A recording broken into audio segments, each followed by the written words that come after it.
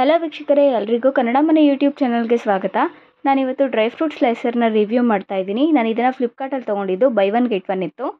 ಇದರಲ್ಲಿ 2 ಪಾರ್ಟ್ ಸಿಗುತ್ತೆ. ಇಲ್ಲಿ ನೋಡಿ, ಇದು ಕೆಳಗಡೆ ಪಾರ್ಟು. ಇದರಲ್ಲಿ ಬ್ಲೇಡ್ಸ್ ಇದೆ 4. ಇದು ಸ್ಟೇನ್ಲೆಸ್ ಸ್ಟೀಲ್ ಬ್ಲೇಡ್ಸ್. ಮೇಲೆ ಈ ರೀತಿ ಒಂದು ಕ್ಯಾಪ್ ಸಿಗುತ್ತೆ, ಅದನ್ನು ಅದರೊಳಗಡೆ ಹಾಕಬೇಕು ಅಷ್ಟೇ.